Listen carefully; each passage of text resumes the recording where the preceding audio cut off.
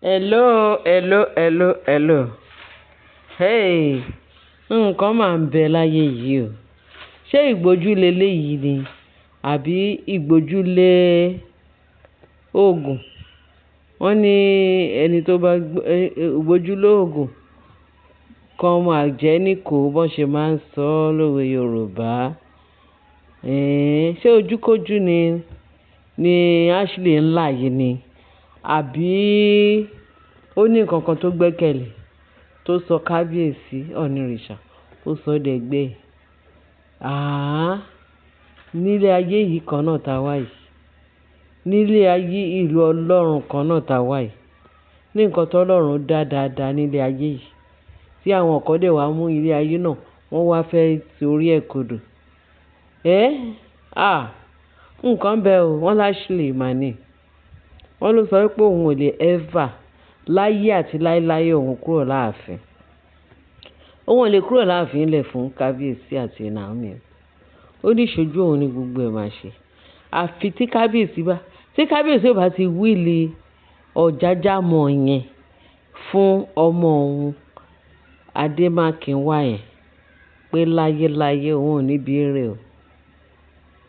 Ó ní òun lòun ní o. Ó dìgbà tó bá ti wíìlì fún ọmọ òun ti dé sí kábíyèsí lọ́rùn. Òun ti ní kò sí nǹkan tó ń bọ̀ lókè tílé ògbó. Òun àfìgbà tóun bá gbà kí òun tó fi kábíyèsí lọ́rùn lẹ̀ láàfin. Báì jẹ́ bẹ́ẹ̀ pé kábíyèsí máa rí ọwọ́ òun lóríṣiríṣi ọ̀nà. Ẹ rí pé ó di túláàsì fún kábíyèsí. Níṣẹ́ ló wá ṣe bí ìpé òun àti kábíyèsí náà jọ ṣiṣẹ́ owó yẹn. Ó dàbí ìpé òun àti kábíyèsí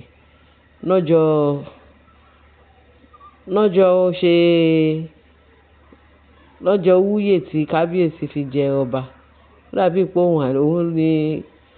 òun ni ìyàwó tí kábíyèsí ní kó tó di pé kábíyèsí jọba. Ìyàwó tí kábíyèsí tiẹ̀ fi jọba. Ṣé ó lè sọ irú ẹ̀ gan? Wọ́n wá ní kábíyèsí wá sọ pé òun ti sọ fún àwọn ẹbí Ashley pé kán wá mú kán lọ mú torí Ashley ó nídìí ìtọ́jú pé kán lọ bá òun kán lọ tọ́jú ẹ̀ pé kán tiẹ̀ lọ tọ́jú ẹ̀ pé ọ̀rọ̀ Ashley pé because àwọn ọ̀rọ̀ tó ń sọ pé out of point ó dẹ̀ ń ṣe kò dẹ̀ ó ń sọ̀rọ̀ bíi ti ẹni tí senses ẹ̀ ò complete. Wọ́n ní ṣe ni wọ́n ní kábíyèsí wá sọ pé ìwọ fún ti kíni fún ti ìtò ṣe dáadáa ni àbí ìtò fi ń scatter ilé ayé àbí ìtò fi ń scatter ààfin àbí ìtò fi ń ní òun lára. Ká má tiẹ̀ tí sọ lọ sọ̀bọ̀ ọmọ tó ní kó wá ó fẹ́ gba ogún ọmọ ṣé òun ló ní ni? Wọ́n ní kábíyèsí ni táàdẹ̀ ní kó lọ ṣe ṣé ó ti ṣe verification ọmọ ní shrine tí shrine ní kò gbọ́mọ wá òní ńlá ò ní gbọ́mọ ẹ̀ lọ́bẹ̀. Wọ́n tún ní kò ṣe verification ọmọ fún ti paternity òní ńlá òun gbọ́mọ ń sá. Kí ni ìwúrí kábíyèsí láti sọ pé òun fẹ́ wíìlì ogún òun fún ọmọ ọlọ́mọ? Ó sì torí ẹ̀ ló ń ṣe ní kí kábíyèsí sọ pé káwọn fámìlì Ashley kán lọ mú so torí eléyìí tí Ashley ń ṣe. Pé ó dàbí pé nǹkan kan wrong pẹ̀lú ẹ̀ torí kìí ṣe senses ẹ̀ regular senses ẹ̀ ló fi ń sọ̀rọ̀. Kóun wá ṣe kí ni? Wọ́n ní kábíyèsí ní pé ọ̀rọ̀ Ashley kò ṣeé dá sí. Bẹ́ẹ̀ ni wọ́n ní nǹkan tó sọ nìyẹn pé Ashley ní Ọ̀jájá mọ̀ pé kí kábíyèsí wá fún ọmọ pé Adémákin àbí kí ló ń jẹ ṣé Adémákin wá ló ń pè rẹ̀ ló ń pọ̀ ọmọ ẹ̀. Ó ń fi ọmọ ọlọ́mọ yẹn ó kàn fi ń ta fàlà tó fi ń tàràkà. Ọmọ òkókó láti kékeré ló ti ń fọmọ yẹn tàràkà. Ṣé tọ́mọ yẹn bá gbọ́njú bá gbogbo àràkà tí Ashley fi ọmọ yẹn dá tó fi ń ta káàkiri ṣé inú Ashley máa dùn sọmọ yẹn? Ọmọ yẹn ó fẹ́ bà ọmọ yẹn nínú jẹ́ tọ́mọ yẹn bá gbọ́njú bá Ashley pẹ̀rẹ́ pẹ̀lú pálapàla tó bá kábíyèsí dánwò láàfin pé kábíyèsí kọ́ ló lòun, kábíyèsí kọ́ ló bí òun. Ṣé ọmọ yóò iṣẹ́ àwọn irú ọmọ tó máa ń yọ àdá àti ìbọn tí àwọn òbí wọn pé ẹ gbọ́ sóò láti kékeré lẹ ti wà ní ìdí ọ̀rọ̀ yìí, ẹ fẹ́ wá tà mí fún bàbá tí ì ṣe tèmi, ṣe fẹ́ pa mí ni. Irú àwọn ọmọ bẹ́ẹ̀ bọ́n ṣe máa ń béèrè lọ́wọ́ àwọn ìyá wọn ni, ṣe fẹ́ pa òun ni, ẹ jẹ́ ẹ fún mi ní bàbá tèmi. Ashley kúkú mọ ẹni tó bí Adémákinwá, ó kàn jẹ́ pé torí ó fẹ́ fi ọ̀nà èrú tó fi rápálá wọnú ààfin. Ta ló tiẹ̀ mọ̀ pé kì í ṣe òun ló yẹ kó jẹ́ first after tí wọ́n ti lé náà àwọn olórí yẹn tó ti fi kíní lé Naomi kúrò láàfin. Wọ́n fi nǹkan dí kábíyèsí lójú. Wọ́n sọ fún kábíyèsí pé níbo àwọn fẹ́ wọlé. Ṣé rí ọmọ kékeré yẹn àti ẹ̀fẹ̀ tó wọ́n mọ̀ pé kábíyèsí ọmọ yẹn nìkan ni kábíyèsí nífẹ̀ẹ́. Ọmọ yẹn nìkan ni òfògùn fẹ́ kábíyèsí láàfin. Òun nìkan ló mọ́ láúláú tó jẹ́ pé òun nìkan lọ́lọ́run dá fún kábíyèsí pé kó lọ fẹ́. Káwọn méjèèjì lè gbégbé alẹ́ títí dalẹ́ àti láyé àti àlàáfíà. Òun ni kábíyèsí mọ̀ pé ẹni tọ́lọ́run fi ṣìkẹ́ òun nìyẹn ni Naomi. Wọ́n fi òtúmọ̀pọ́n fi lé ọmọ yẹn pátápátá. Wọ́n dẹ̀ mú kábíyèsí, wọ́n dẹ̀ yí ojú ẹ̀ kúrò lọ́dọ̀ Naomi. Wọ́n bẹ̀rẹ̀ sí ní gbégbé ayé fàmílétè tutọ́ láàfin. Ṣé mọ̀ pé wọ́n lóògùn ó máa ń sunko ni? Tó bá pé kì í ṣe oògùn, kábíyèsí pé gbé kínní, ó fẹ́ kínní, ó fẹ́ kejì. Ká ní Naomi ní nọ́mbà 1 tó fẹ́ sí, tó fi kínní lé dànù. Wọ́n fi òtúmọ̀pọ́n wọn lé dànù. Ó mú kínní, ẹ̀rẹ̀ lajú yẹn, ó tún fẹ́ kejì, ẹ̀lajú ló fẹ́ kẹta, ẹ̀lajú ló fẹ́ kẹrin, ẹ̀lajú ló fẹ́ ká. Ṣé mọ̀ pé ẹ̀kẹfà ńgbà tí oríṣiríṣi a ní àti ẹ̀gbọ́n pé no wonder òtúmọ̀pọ́n ni. Wọ́n ní tí ò bá jẹ́ bí a ṣe ń gbọ́ lóríṣiríṣi ní internet, a mọ̀ pé lórí Rónkẹ́ tó dàgbà jù yẹn ń la sọ pé wọ́n ní òun ni 5th wife.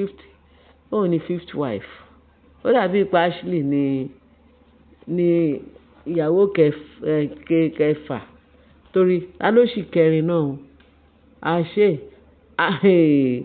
Àṣé olórí Elizabeth gan ló ṣíwájú àwọn kan wọlé.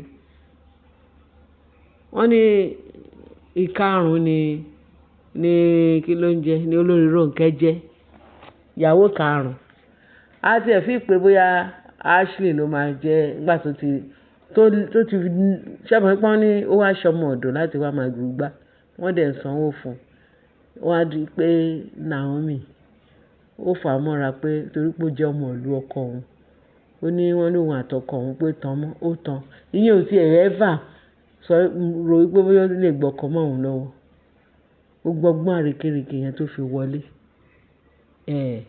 Ọgbọ́n àrékérekè tó fi wọlé yẹn òun ló wá lérò pé bóyá irú ẹ̀ lòun bẹ́ẹ̀ bá fi máa lò fún Naomi. Ó gbé ọgbọ́n òun ló sì bóyá ìyàwó kẹfà ni Ashley jẹ́ ní kẹrin. Ta ló mọ̀ pé Mary àtúnṣíwájú ẹ̀ wọlé? Ló wá ń kàn ń pa ló ń kọ́ ẹ̀. No wonder tí gbogbo ẹ̀ kàn ṣe gíra tó ń ṣe gbogbo ẹ̀ tó fẹ́ fi túláàsì tó fẹ́ fi fẹ́ kábíyèsí tí Ọlọ́run ò dẹ̀ fún ṣe. Òun ló wá ń sọ pé ó dẹ̀ pẹ́ láàfin. Ó pẹ́ láàfin nígbà tó fi wọ ààfin torí gbogbo ìgbà yẹn bí Naomi kan ṣe lọ báyìí. Naomi wà níbẹ̀ ló ń lọ tí Naomi lérò pé wà rúgbà ni. Àṣé ọgbọ́n àti rápálá láti gba kábíyèsí lọ́wọ́ Naomi ló wà. Very dubious person. Ó ti pẹ́ ta ti mọ̀ ipá ọmọ yẹn pé àfi pé bóyá iṣẹ́ ló wá ṣe. Naomi dẹ̀ ti tú gbogbo àṣírí ẹ̀ dẹ̀ tú fún un. Ìyẹn ìka èèyàn ó wá sọ pé òun fẹ́ kábíyèsí ní kán lọ só o nǹkan sí etí ẹ̀yìn ò ṣe lásán. Ó ní kán fún òun ní ọ̀jàjà tí kíni tó fi gbọ́ màlè wá bá kábíyèsí ní kò jọ. Ọmọ tán tí ìdámọ̀ pé bóyá kábíyèsí ló ní àfijọ́ tó bá mú ọmọ yẹn kó fi lọ ṣe DNA kí gbogbo ẹ̀ mọ àwọn tó ti ń du ọmọ yẹn ni Ashley tọwọ́ ọmọ ẹ̀ bá ṣan torí kì í ṣe nǹkan tó tọ́ ló ń sọ jáde lẹ́nu. Abomination. Ẹ̀yin èèyàn wa, ẹ jọ̀ọ́ jàre, ẹ má dá Ashley lóhùn. Kò ń dùn kó pọ̀. Gbogbo èyí tó ń ṣe yẹn, kò mọ̀ pé àṣírí òun ló tú síta. Ó kàn mọ̀ wọ́n ní nǹkan tó bá wùn ẹlẹ́nu ló lè fẹnu ẹ̀ sọ. Ó wùn kó wùn ẹlẹ́dẹ̀. Wọ́n á ní ọjà jámọ̀ lọ́hùn náà kó kí kábíyèsí wá wílẹ̀ fún. Ojú ló fi rí ètè ò lè bà. Àfi tọ́mọ yẹn tí gbogbo èèyàn gbogbo ayé ti gbọ́ pé Adémákin wá àbí kí ló lóun jẹ́ tó gbé dání. Ọmọ ọlọ́mọ ló wá fẹ́ tà fún kábíyèsí torí ó lè wọ̀ bílíkì wọ̀ bíyà ogún Naomi àtàwọn ọmọ ẹ̀ ló fẹ́ fi tipátipá bá wọn dùn. Kò jọ ó ti ṣe. Ẹ̀yin èèyàn bá mi share kẹ́ bá mi like. Ẹ ṣé gan bẹ́ẹ̀ ṣe tẹ́tí sí wa. Òun náà mo ní kí n tún sọ pálapàla tí wọ́n sọ wípé ṣe ni Ashley ń sọ pé kán fún òun ní ọmọ òun fẹ́ jogún. Kábíyèsí tó ń bá sọ wípé ó yóò rò pé bóyá kábíyèsí tó ń bá wọn fẹ́ yín tẹ́lẹ̀ wọ́n ti kọ́ kábíyèsí lóru. Kábíyèsí ti gbọ́n. Ẹ ṣé ẹ̀yin èèyàn wa jàre. Ẹ ṣé tẹ́tí sí wa. Bá share kẹ́ bá like kéde bá fi tó kù sí comment section. Ẹ ṣé gan bẹ́ẹ̀ ṣe ń tẹ́tí sí wa. Jésù Olúwa wa.